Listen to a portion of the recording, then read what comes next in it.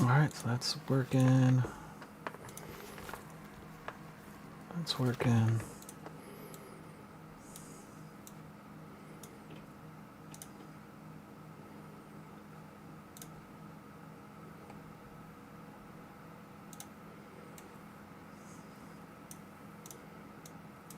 Alright, if you watched me before, you know what this is all about.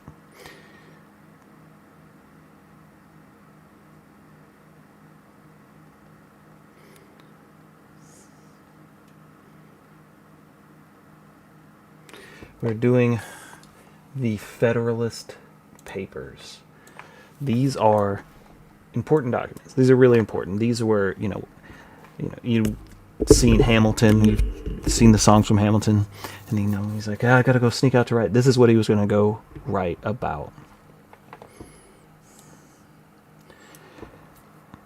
These basically, we had written the Constitution. The Artists' Confederation have failed us. They did not do a good job of being a government. So we kind of gave up on the Artists' Confederation, and they were like, they wanted alternatives. So they wrote the Constitution, and then we didn't just get the Constitution right away. We had to go out and convince the states to ratify the Constitution. And then once we did that, then we had it. But in order to convince these people, we wrote the Federalist Papers. And now we're on number 72 out of 85. So we're getting close to the end. I'm not sure what I am going to do after the Federalist Papers, but we will see.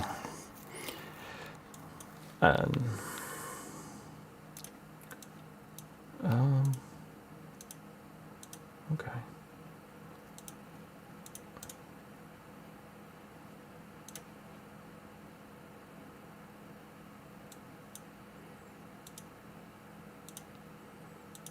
All right. Number 72. The same subject continued. Re-eligibility in the executive considered. All right. So he's probably going to be talking about, this is Hamilton, so he's probably going on about why we have, like, what the term limits on the president are to the people of the state of New York. First, they were living in, I'm pretty sure Hamilton was living in New York, so he was posting his letters or his, what do you call it? These packets? I want to say packets, but that doesn't seem right.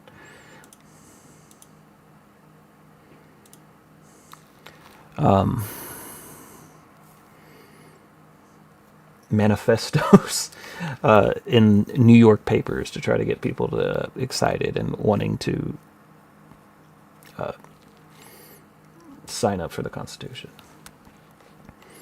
The administration of government, in its largest sense, comprehends all the operations of the body politique, whether legislative, executive, or judiciary, but in its most usual and perhaps its most precise signification, it is limited to executive details and falls particularly within the province of the executive department. The actual conduct of foreign negotiations, the preparatory plans of finance, and the application of disbursement of public monies in the conformity to the general appropriations of the legislature, the arrangement of the army and navy, the directions of the operations of war, these and other matters of the like nature constitute what seems to be the most properly understood by the administration of government. The persons, therefore, to whose immediate management these different matters are committed ought to be considered as the assistants or deputies of the chief magistrate, and on this account they ought to derive their offices from his appointment, at least from his nomination, and ought to be subject to his superintendence. All right, so the president gets to pick the people that are, through all these departments and officers and secretaries, and then Congress gets to approve them. This view of the subject will at once suggest to us intimate connection between the duration of the executive magistrate, in this case the president, in office and the stability of the system of administration. To reverse and undo what has been done by the predecessor, it is often considered to be, by a successor, as the best proof he can give to his own capacity and desert, and in addition to this propensity, where the alteration has been the result of public choice, the person substituted is warranted in supposing that this dismission of his predecessor has proceeded from a dislike to his measures. And the less he resembles him, the more he will be recommended himself in favor of his constituents. All right.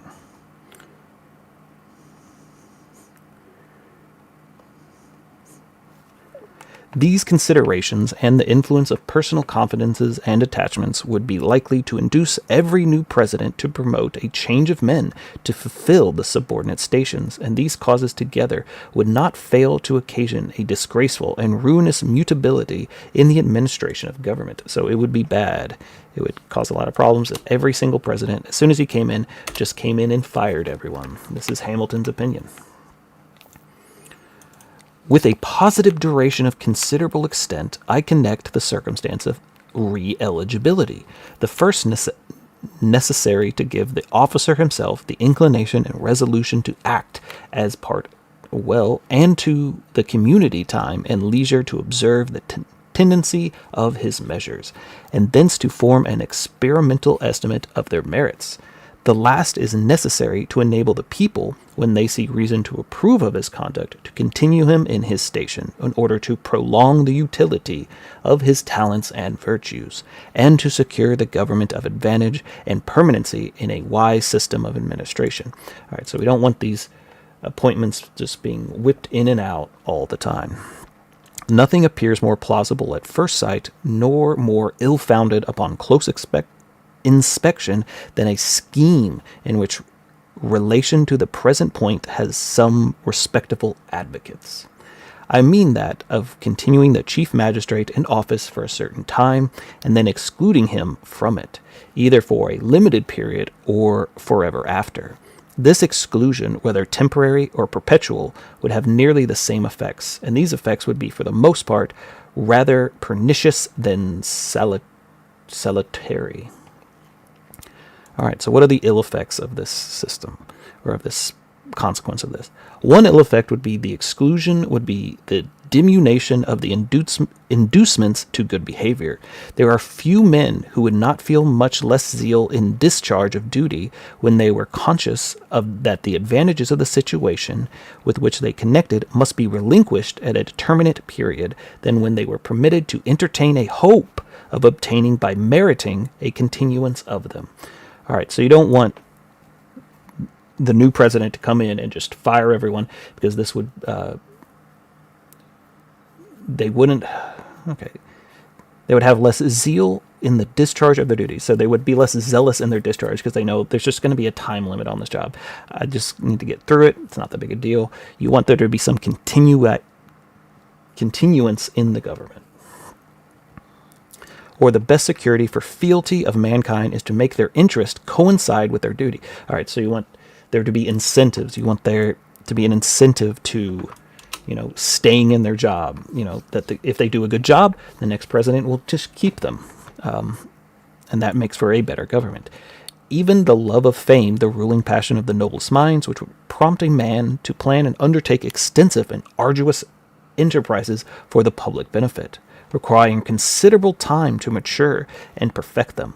If he could flatter himself with the prospect of being allowed to finish what he had begun, would on the contrary deter him from the undertaking, when he foresaw that he must quit the scene before he could accomplish the work, and must commit that, together with his own reputation, to hands which might be unequal or unfriendly to the task.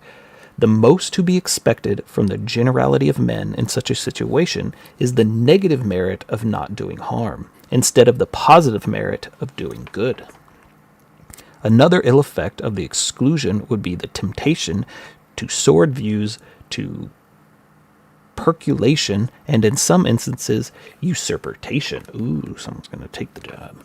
An avarice man who might happen to fill the office looking forward to a time when he must at all events yield up to the annulments he enjoyed would feel a propensity not easy to be resisted by such a man to make the best use of the opportunity he enjoyed while it lasted, and might not scruple to have recourse to the most corrupt expedients to make the harvest as abundant as it was transitory, though the same man, probably with a different prospect before him, might content himself with regular prerequisites of his situation, and might even be unwilling to risk the consequences of an abuse of his opportunities. His avarice might be guarded upon his avarice.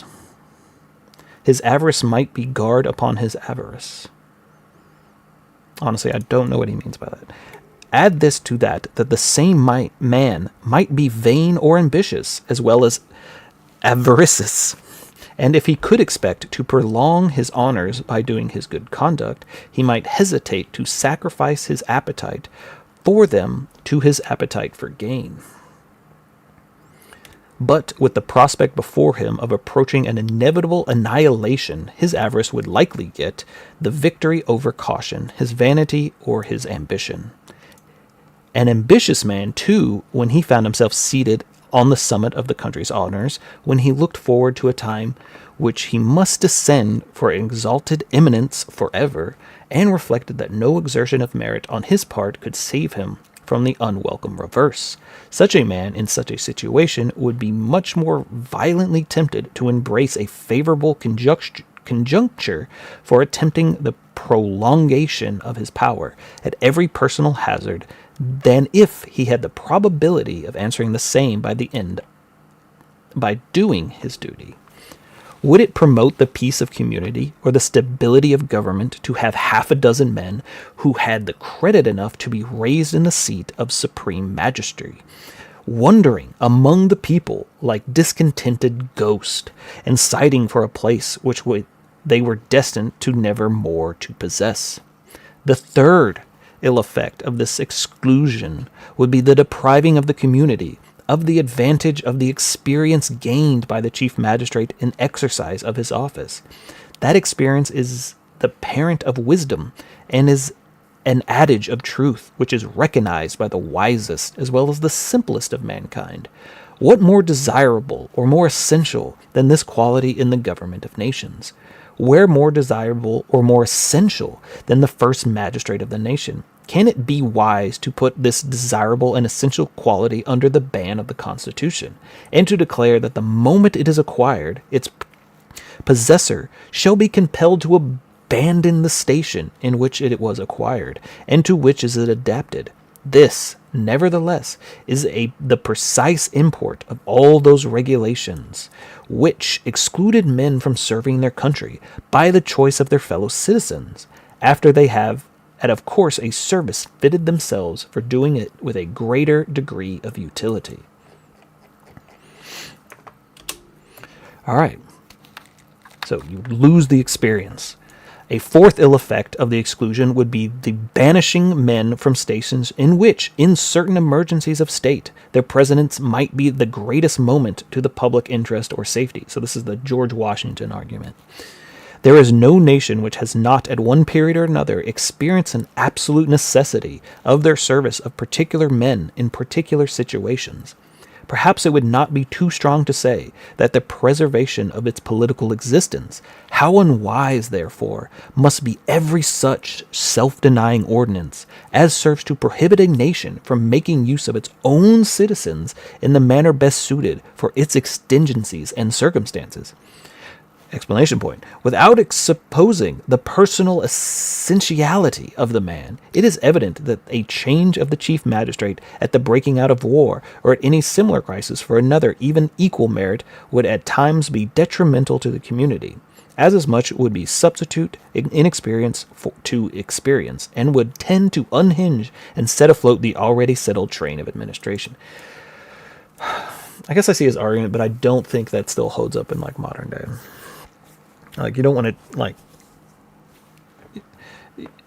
Like if during FDR, if he was like term limited and he left right in the middle of World War II, like that could be pretty detrimental. I mean, he did end up dying, but at that point the war was almost over. So you don't want to put this artificial barrier on, the leader that's just like, oh, well, your time's up, even though we really kind of need your expertise at the moment. The fifth ill effect of the exclusion would be it would operate as a constitutional interdiction of stability in the administration. By necessitating a change of men in the first office of the nation, it would necessitate a mutability of measures. It is not generally to be expected that men will vary and measure remain uniform. The contrary is the usual course of things, and we need not be apprehensive that there will be too much stability where there is even the option of changing. Nor need we desire or prohibit the people from continuing their confidence which they may safely be placed, and where consistency on their part may obviate the fatal inconveniencies of fluctuating counsels and variable policy. There are some disadvantages that would flow from the principle of exclusion. They apply mostly forcibly to the scheme of perpetual exclusion, but when we consider what even a partial exclusion would always render the readmission of the person a remote and precarious object, the observations which have been made will apply nearly as fully into one case as the other. What are the advantages promised to counterbalance these disadvantages? They are represented to be, first, greater independence of the magistrate; 2, greater security of the people. Unless the exclusion be perpetual, then there will be no pretense to interfere in the first advantage, but even in that case, may he have no object beyond his present station, to which he may sacrifice his independence. He may have no connections, no friends for whom he may sacrifice it. May he not be less willing by a firm conduct to make personal enemies, when he acts under the impression that a time is fast approaching, on the arrival which he not only may, but must be exposed for the resentments upon an equal, perhaps upon an inferior footing. It is not an easy point to determine whether his independence would be the most promoted or impaired by such an arrangement. As the second supposed advantage, there is still greater reason to entertain doubts concerning it. If the exclusion were to be perpetual, a man of irregular ambition, of whom alone there could be reason in any case to entertain apprehension, would with infinite reluctance yield to the necessity of taking his leave forever of post in which the passion for power and preeminence had acquired a force of habit. And if he had been fortunate or erudite enough to consolidate the goodwill of the people, he might induce them to consider a very audacious, if unfalsifiable restraint upon themselves, a provision which was calculated to debar them of the right of giving a fresh proof to their attachment to the favorite. There may be conceived circumstances in which this disgust of people, seconding and thwarting ambition of such favor, might occasion greater danger to liberty than could ever be reasonably be dreaded from the possibility of perpetuation in office by the voluntary suffrages of the community exercising a constitutional privilege. There is an excess refinement of the idea of disabling the people to continue in office. Men had entitled themselves, in their opinion, to appropriation of confidence, the advantages of which are the best speculative, equivocal, and are overbalanced by the disadvantages far more certain and decisive. Publius. All right, so that's Hamilton's argument against term limits. That if basically the people want to keep electing them, that's their right to keep electing them. If you're going to lose on experience, if you have these artificial barriers on, people's terms, you have this barrier that means someone can't get as good at the job as someone who just got there. So that's his argument. I'm sure you've heard plenty of arguments against term limits, so we don't need to go and counteract Hamilton right now. There's plenty of people talking about the bad parts of no term limits. He's mostly talking about the executive here, But I think this argument would apply to any part of the government. All right. Number 73. The provision for support of the executive and the veto power. All right. So he's going to defend the veto power in this one. He's going to tell us why they wrote the veto power into the Constitution. The third ingredient towards constituting the vigor of the executive authority is an adequate provision for its support. It is evident that without proper attention to this article, the separation of the executive from the legislative department would be merely nominal and nugatory. I don't know that word, honestly.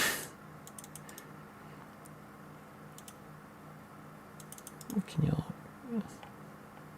define? Of no value or importance. The legislature, with discretionary power over the salary and annulments of the chief magistrate, could render him an obscuance to their will and might think proper to make him. They might in most cases either reduce him by famine or tempt him by the largeness, to surrender at discretion to his judgment to their inclinations. These expressions, taken in the latitude of the terms, would no doubt convey more than is intended. What Hamilton didn't realize is that the legislature would just give up their power and influence over the executive branch when it became convenient to do so. There are men who could neither be distressed nor won into sacrifice of their duty, but this stern virtue is the growth of few soils, and in the main it will be found that the power over man's support is power over his will. If it were necessary to confirm so plain a truth by facts, examples would not be wanting, even in this country, of intimidation or seduction of the executive by terrors or allurements of the pecuniary arrangements of the legislative body. It is not easy, therefore, to commend too highly the judicious attention which has been paid to the subject in the proposed Constitution. It is there provided that the President of the United States shall, at stated times, receive for his service a compensation which shall neither be increased nor diminished during the period for which he shall been elected, and he shall not receive within that period any other annulment from the United States or any of them. It is impossible to manage any provision which would have been more eligible than this. So you want to pay the president so they're not, they're less likely to be bribed. That's that's the biggest argument for increasing the salary of, senators and presidents and congresspeople, is that they're making enough money. They're going to be less tempted by like a bribe, If you're rich and someone's like, hey, I'll give you $5,000 for this, you're like, I'm okay. All right, hold on one second.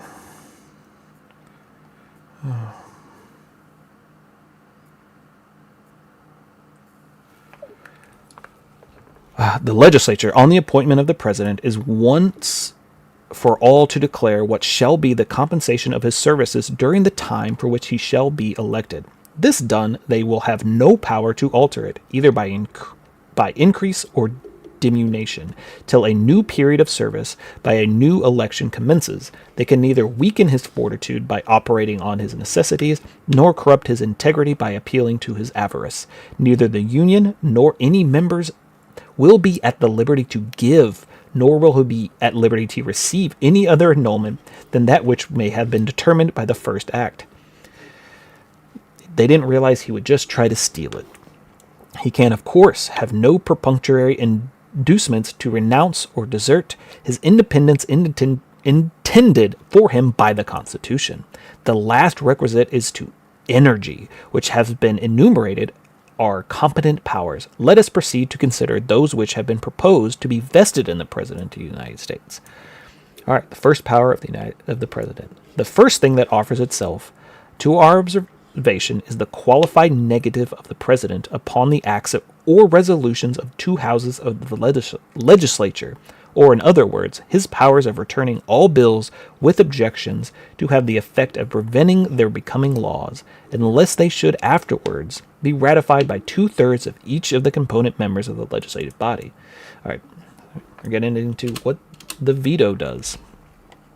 The propensity of the legislative department to intrude upon the rights and to absorb the powers of the other departments has been regularly suggested and repeated. The insufficiency of the mere parchment declamation to the boundaries of each has also been remarked upon, and the necessity of furnishing each with the constitutional arms for its own defense has been inferred and proved. From these clear and indubitable principles result from the propensity of a negative, either an absolute or qualified in the executive, upon the acts of the legislative branches, without one or the other. The former would be absolutely unable to defend himself against the depredations of the latter. He might gradually be stripped of his authorities by successive resolutions or annihilated by a single vote, and in one mode or the other the legislature and the executive powers might speedily come to be blended in the same hands. If no other propensity has been discovered itself, the legislative body to invade the rights of the executive, the rules of just reasoning and theoretic propriety would be themselves to teach us that one ought to not be left to the mercy of the other, but ought to possess a constitutional and effective power of self-defense. All right, back to the separation of powers.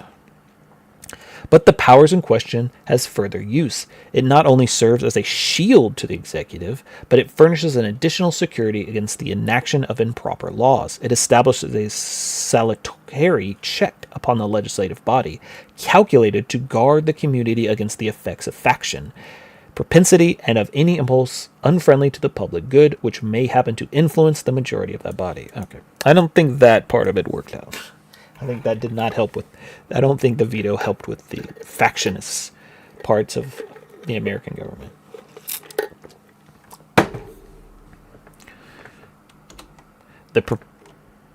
The propriety of a negative upon some occasion has been combated by an observation that it was not to be presumed a single man would possess more virtue and wisdom than a number of men, and that unless this presumption would be entertained, it would be improper to give the executive magistrate any species of control over the legislative body. But this observation, when examined, will appear rather specious than solid. The propriety of the thing does not turn upon the supposition of the superior wisdom or virtue in the executive, but upon the supposition that the legislature will not be infallible, that the love of power may sometimes betray it into a disposition to encroach upon the rights of other members of the government, that a spirit of faction may sometimes pervert its deliberations, that impressions of the moment may sometimes hurry it into measures which itself, on mature reflection, would condemn. The primary inducement to conferring the power in question upon the executive is to enable him to defend himself. The secondary one is to increase the chances in favor of the community against passing of bad laws. Through haste, inadvertence, or design, the oftener the measure, the more often the measure is brought under examination, the greater the diversity in the situation of those who are to examine it, and the less must be the danger of those errors which flow from the want of deliberation, or of those missteps which proceed from the contagion of some common passion or interest.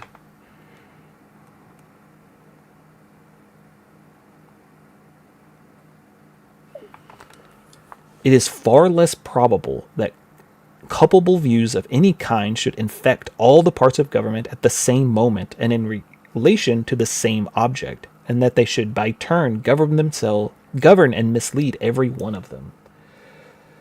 I would agree, but it's also did happen. So it may perhaps be said that the powers of preventing bad laws included that the preventing good ones, and may be used to one of the purposes as well as to the other. But this objection will have little weight with those who can properly estimate the mischiefs of that inconsistency and mutability in the laws, which form its greatest blemish in the character and genius of our governments. They will consider every institution calculated to restrain the excess of lawmaking and to keep things in the same state for which they happen to be in a given period, as such more likely to do good than harm, because it is favorable to a greater stability in the system of legislation. The injury which may possibly be done by defeating a few good laws will be amply compensated by the advantage of preventing a number of bad ones. Nor is this all. The superior weight and influence of the legislative body in a free government and the hazard of the executive in a trial of strength with that body afford a satisfactory security that the negative would generally be employed with greater caution, and there would more often be room for charge of timidity than rashness of the exercise of it. A king of Great Britain, with all his train of sovereign attributes, with all the influence he draws from thousand sources, would at this day hesitate to put a negative upon the joint resolution of two houses of Parliament. He would not fail to exert the utmost resources of that influence to strangle a measure disagreeable to him in the progress to the throne, to avoid being reduced to the dilemma of permitting to take effect, or of risking displeasure of the nation by an opposition to the same sense of the legislative body. Nor is it probable that he would ultimately venture to exert his prerogatives, but this case of manifest property or extreme necessity, as well as well-informed men in that kingdom, will accede to the justness of this remark. A very, very considerable period has elapsed since the negation of the crown has been exercised. If the magistrate so powerful damn it, lost my spot.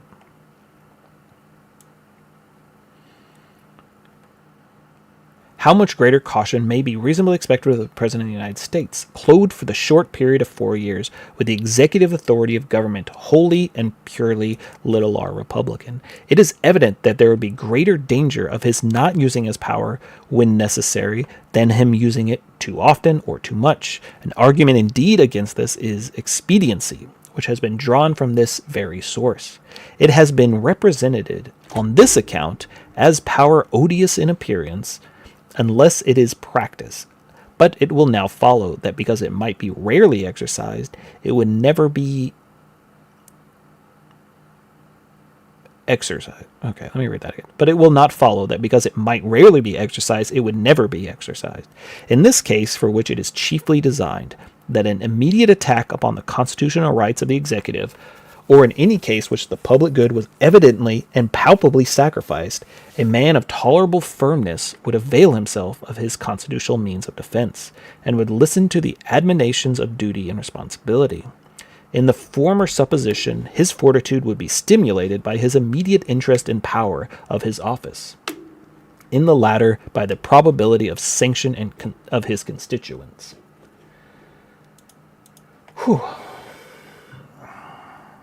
Who, though they would naturally incline to the legislative body in a doubtful case, would hardly suffer their partially to delude them in a very plain case. I speak now with an eye to magistrate possessing only a common share of firmness. There are men who, under the circumstances, would have the courage to do their duty at every hazard.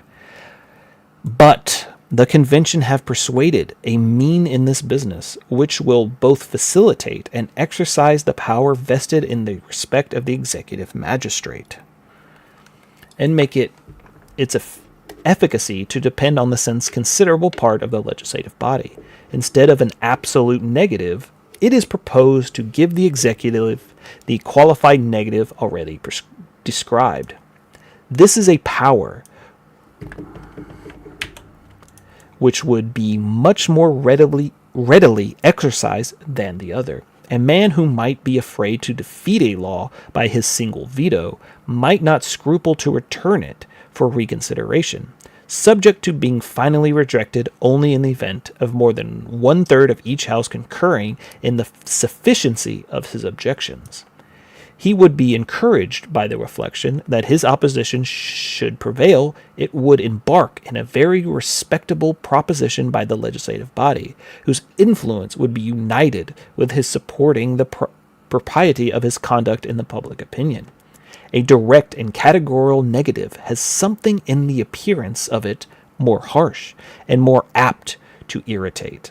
than the mere suggestion of argumentative objections to be approved or disapproved by those of whom they are addressed. In proportion as it would be less apt to offend, it would be more apt to be exercised, and for this very reason, it may in practice be found more effectual. Oh, my contacts are killing me. Alright, I'm going to have to just do this one. It is to be hoped that it will not often happen that improper views will govern so large a proportion as 2/3 of both branches of the legislature at the same time. And this, too, in spite of counterposing weight of the executive, it is at any rate far less probable that this should be the case than such views that should taint the resolutions and conduct of bare majority.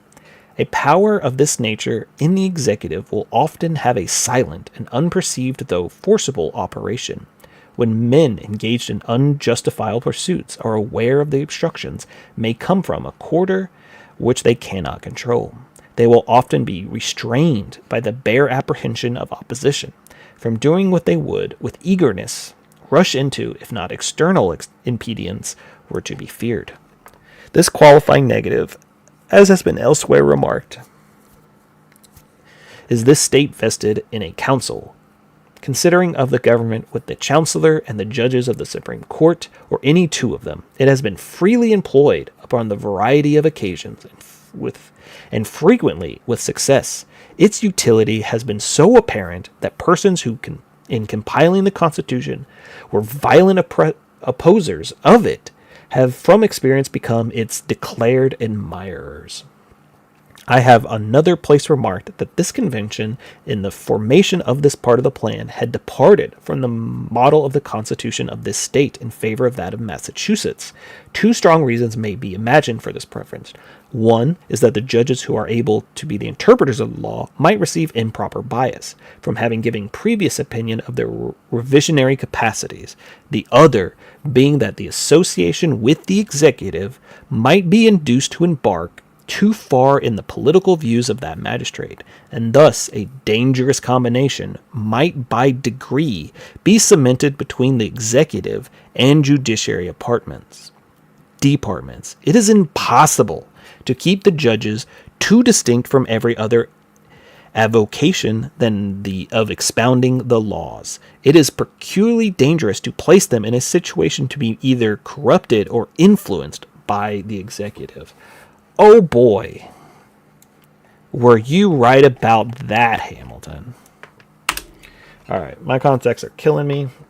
Only did an hour, but I'll try to come back tomorrow and try this again. Hope everyone has a good night. Good luck, everybody.